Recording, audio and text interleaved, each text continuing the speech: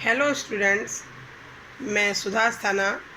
बच्चों, आज मैं आपको बिहारी लाल के भक्ति से संबंधित दोहे आपको मैं आज पढ़ाऊंगी। दोहों की व्याख्या आपको समझाऊंगी। आप उसे अच्छी प्रकार से पढ़ते चलिए और उसको समझते चलिए। मेरी भव बाधा हरों, राधा नागरी सोई, जा तन की झाई परे, श्याम हरित दुति हुई। बच्चों, पहले इसके आप शब्दार्थ देख लें। भव बाधा का अर्थ है सांसारिक बाधाएं। हरो का अर्थ है दूर करो या उसका निवारण करो। नागरी, नागरी का अर्थ है चतुर। झाई, झाई मीन्स परछाई। परे, परे का अर्थ है पढ़ने पर।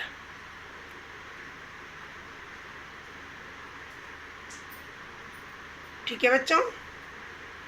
द्वितीय, द्वितीय क्या मीन्स यानी शोभा, यानी कांति से मतलब है। ठीक है।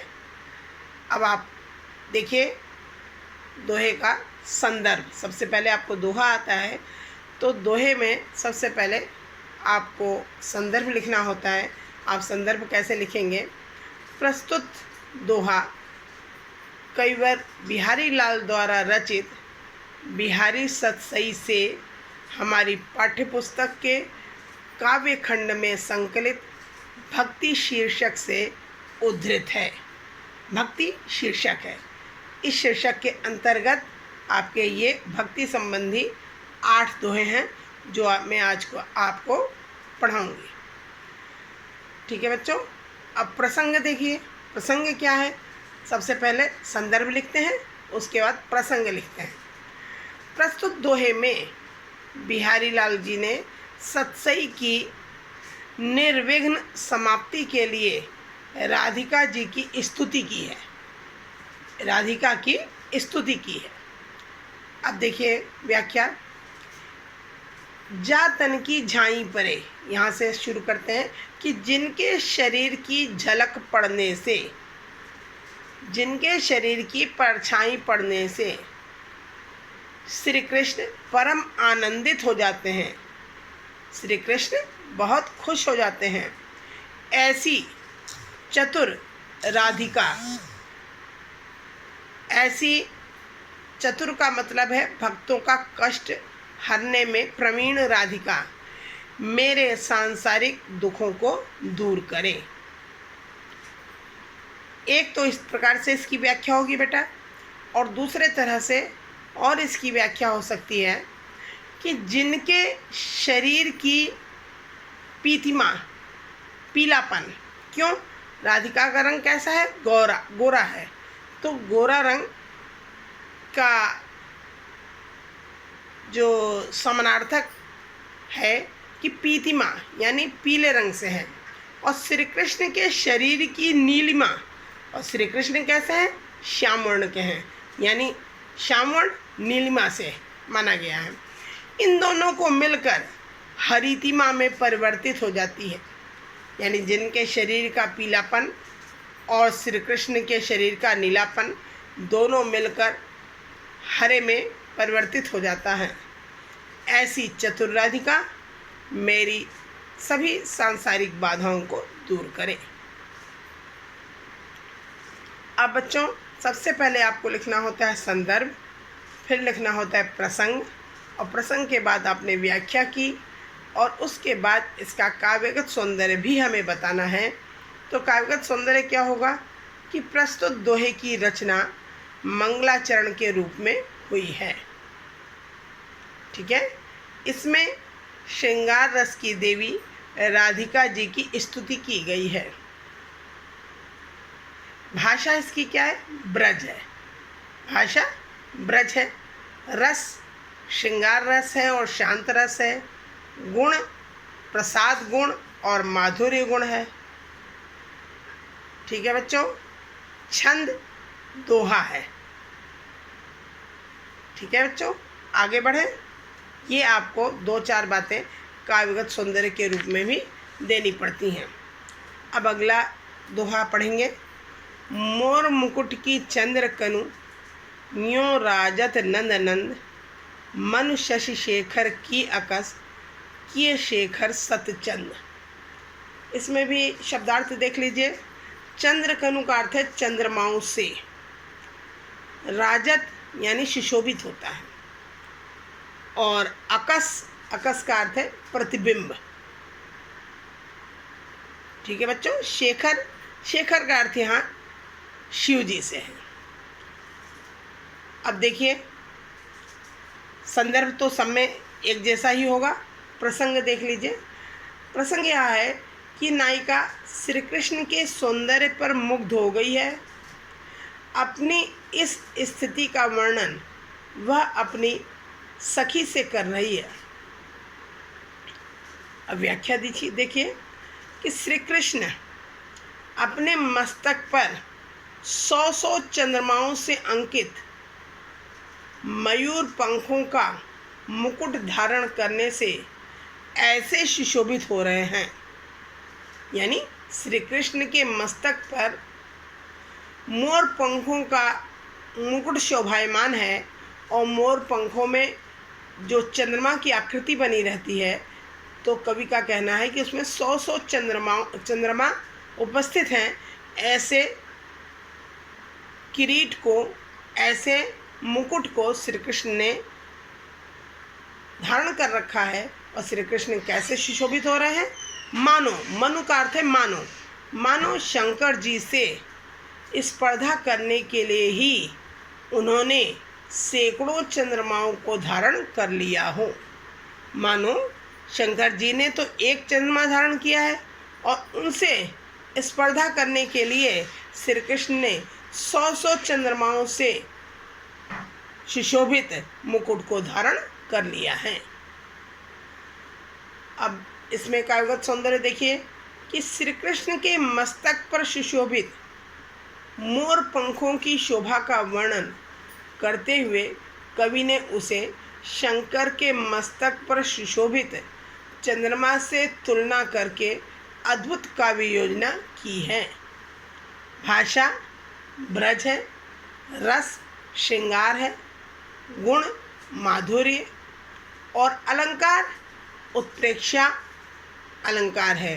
जहाँ मनु मानो जनु जानो का प्रयोग होता है, वहाँ पर कौन सा अलंकार होता है? उत्प्रेक्षा अलंकार होता है। और एक ही वर्ण की आवृत्ति बार बार होती है, तो वहाँ पर अनुप्रास अलंकार होता है। जैसे मोर मुकुट, 2 म आए हैं, तो इसलिए यहाँ पर अनुप्रास अलंकार भी है। छंद कौन सा है? छंद यहाँ पर दोहा है। इस तरह से इसका काव्य सौंदर्य भी लिखा जाएगा बेटा। आगे देखिए, तीसरा दोहा। सोहत ओढ़े पीत पटु, श्याम सलोने गात, मनो नील मणि शैल पर, आतप पर्यो प्रभात। सलोने का अर्थ है सुंदर, शैल यानी पर्वत, आतप का अर्थ है प्रकाश, प्रभात यानी प्रातःकाल, सोहत यानी सुशोभित हो रहा है। अब प्रसंग देखिए। श्री कृष्ण का अलौकिक रूप तथा उनके वस्त्र देखकर नायिका अपनी सखी से कह रही है कि श्री कृष्ण के सुंदर शरीर पर पीतांबर धारण किया हुआ है। यानी श्री कृष्ण ने अपने शरीर पर सुंदर पीतांबर को धारण किया है, और वे किस प्रकार सुशोभित हो रहे हैं। मनो मीन्स मानो नीलमणि पर्वत पर प्रातः काल की सूर्य की पीली पीली किरणें पड़ रही हूँ। अर्थ समझ में आया बच्चों कि नीलमणि शैल किसे कह रहे हैं? यानी श्री कृष्ण का नीला शरीर, उसके ऊपर जो पीली पीली प्रातःकालीन धूप पड़ रही है, उसकी संभावना किससे की गई है? श्री कृष्ण के सांवले शरीर के ऊपर जो पीतांबर ओढ़ा हुआ है, उससे उसकी संभावना की गई है। अब देखिए काव्यगत सौंदर्य कि यहाँ श्री कृष्ण के श्याम शरीर में नीलमणि पर्वत को तथा उनके पीले वस्त्रों में प्रातःकालीन धूप को आरोपित किया गया है।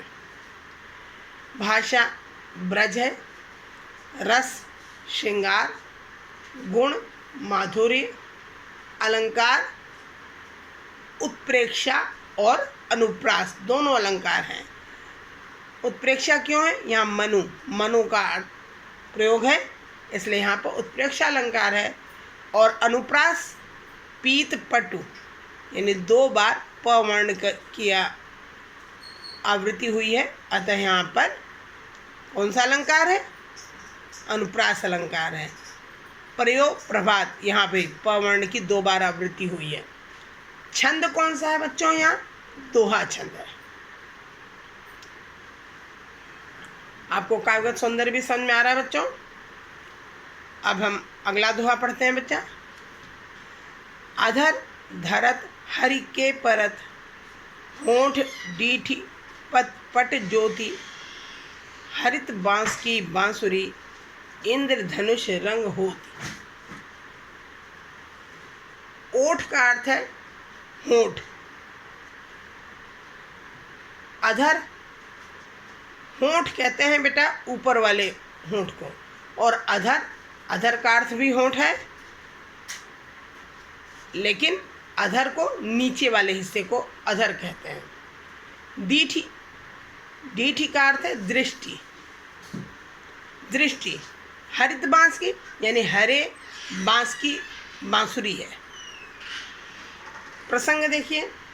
प्रस्तुत दोहे में एक सखी बांसुरी के सौंदर्य से मुग्ध होकर राधिका जी से उसकी प्रशंसा कर रही है।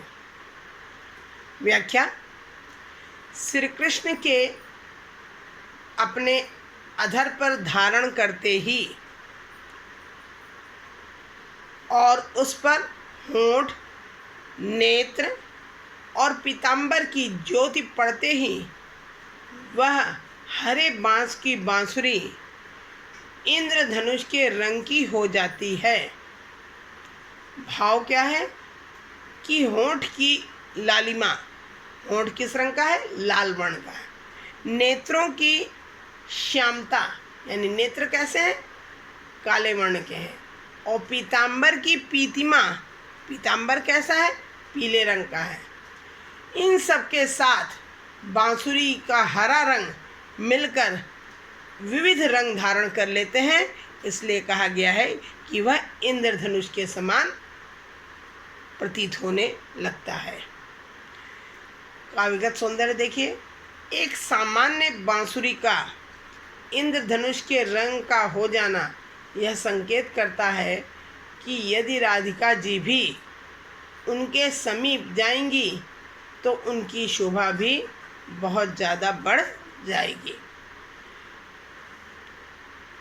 भाषा ब्रज, रस श्रृंगार, गुण माधुर्य, अलंकार यमक अलंकार है, और छंद दोहा।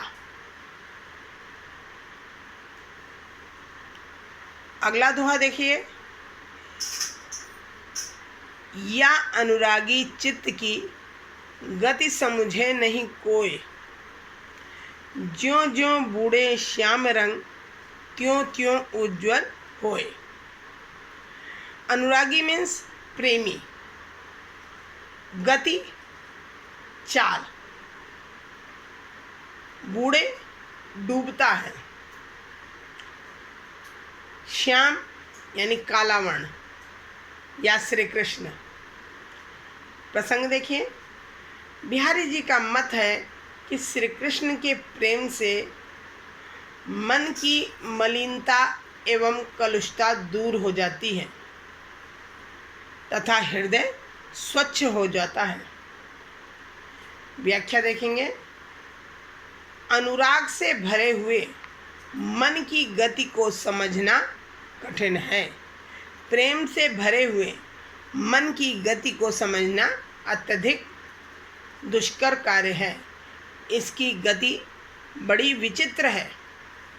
यह प्रेमी मन जितना ही काले रंग के श्री कृष्ण में डूबता जाता है, ज्यों ज्यों बूढ़े श्याम रंग, क्या कह रहे हैं कि यह प्रेमी मन जितना ही श्याम वर्ण के श्री कृष्ण में डूबता जाता है, उनकी भक्ति में लीन होता जाता है, उतना ही पवित्र और उज्जवल होता जाता है, वह निष्कलुष होता जाता है। काव्यगत सौंदर्य देखेंगे। श्री कृष्ण की भक्ति के महत्व को बताने में कवि ने अद्भुत काव्य समायोजन किया है। भाषा ब्रज है, रस शांत है, गुण माधुर्य, अलंकार श्लेष और विरोधाभास। विरोधाभास अलंकार क्यों है बच्चों यहाँ? क्योंकि कह रहे हैं श्याम वर्ण में डूबने पर कैसा हो जाता है, वह उज्जवल होता जाता है, यानी श्वेत होता जाता है। यह विरोधाभास अलंकार है। और छंद दोहा है। अगला दोहा देखिए। तो लघु या मन सदन में हरि आवे की बाट, विकट जटे जो लघु निपट, खुटे न कपट कपाट। मन सदन का अर्थ है मन रूपी घट। बाट, बाट का अर्थ है रास्ता। विकट जटे दृढ़ता से बंद करा हुए। जो लघु जब तक, निपट यानी अत्यंत, खुटे यानी खुलेंगे, कपट कपाट का अर्थ है कपट रूपी दरवाजा। प्रसंग देखिए। प्रस्तुत दोहे में कवि बिहारी लाल जी कहते हैं कि कपट त्यागने पर ही, मन की बुराइयों को त्यागने पर ही मन में ईश्वर का प्रवेश संभव है। व्याख्या देखिए। बिहारी लाल जी कहते हैं कि जब तक दृढ़ता से बंद किए हुए कपट रूपी कपाट को, कपट रूपी दरवाजे को सदा सदा के लिए नहीं खोला जाएगा, तब तक इस मन रूपी घर में भगवान किस रास्ते से आएंगे। तात्पर्य यह है कि जब तक किवाड़ नहीं खुलते तब तक कोई भीतर कैसे आ सकता है। यानी मन का कपट हटाना पड़ेगा, मन के बुरे विचारों को त्यागना पड़ेगा, तभी हमारे मन में ईश्वर का प्रवेश संभव है। काव्यगत सौंदर्य। ईश्वर की प्राप्ति निर्मल मन में ही संभव है।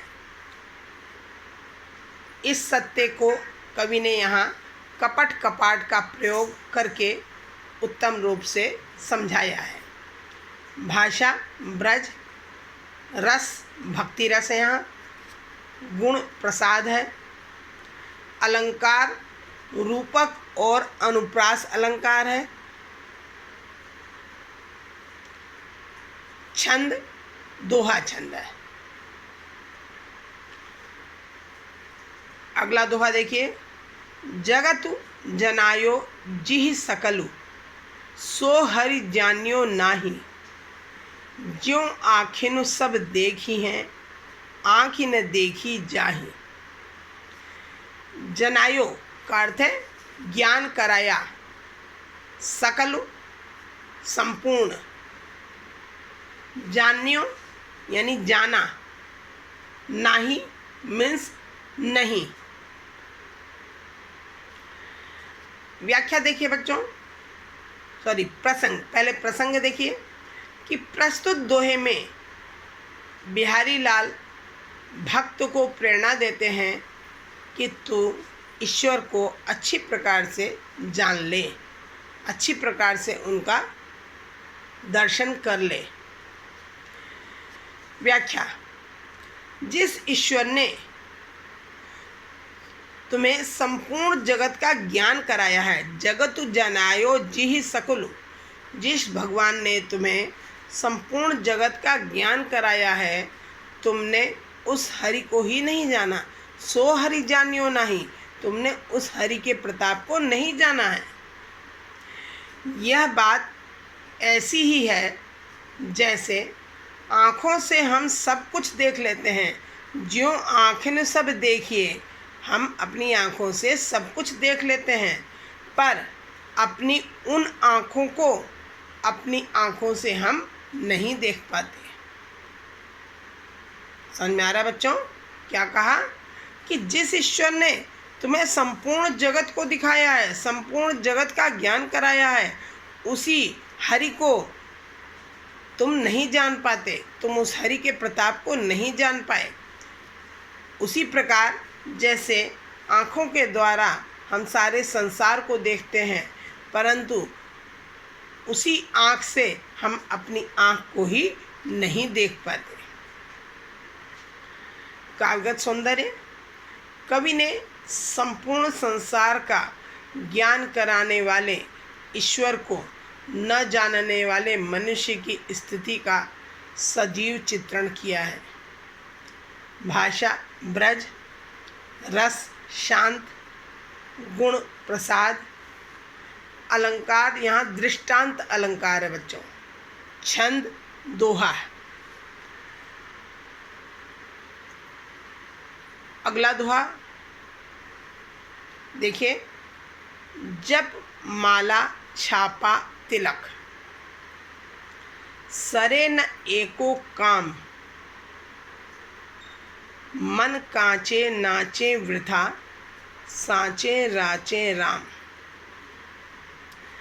जप मीन्स नाम जपना, जपना से मतलब है। माला यानी माला फेरना, छापा यानी चंदन या रामनामी छापे वाला वस्त्र पहनना, तिलक यानी तिलक करना, तिलक लगाना, सरे यानी सिद्ध होता है, एको काम यानी एक भी काम, मन कांचे का अर्थ है कच्चे मन वाला, नाचे यानी भटकता रहता है, नाचना मीन्स भटकना, साचे राचे राम का अर्थ है राम तो सच्ची भक्ति से ही प्रसन्न होते हैं। प्रसंग देखिएगा: बिहारी लाल कहते हैं कि भक्ति में आडंबर का कोई स्थान नहीं होता। जहाँ सच्ची भक्ति है वहाँ आडंबर नहीं होना चाहिए। मन का अनुराग ही पहली अनिवार्य आवश्यकता है। किस बात की? प्रभु को प्राप्त करने की।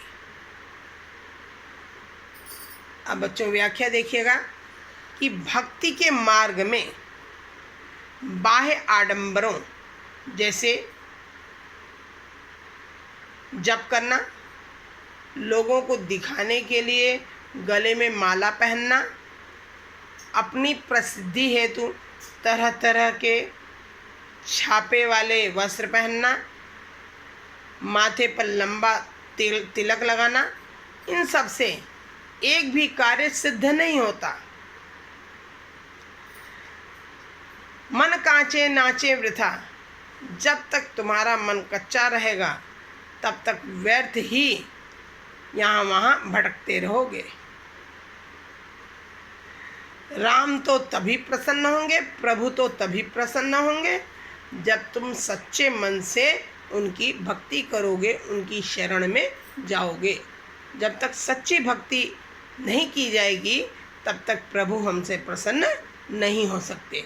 प्रभु कभी भी आडंबरों से प्रसन्न नहीं होते। जब माला छापा तिलक इन सब से प्रभु कभी भी प्रसन्न नहीं होते। प्रभु को प्रसन्न करने के लिए हमें अपने मन से समस्त बुराइयों को त्यागना होगा और सच्चे मन से प्रभु के शरण में जाना होगा। बच्चों, आपको ये दोहे अच्छी तरह समझ में आ गए होंगे। ये बिहारी लाल का मैंने आज फर्स्ट पार्ट पढ़ाया है। कल मैं इसका सेकंड पार्ट आपको पढ़ाऊँगी।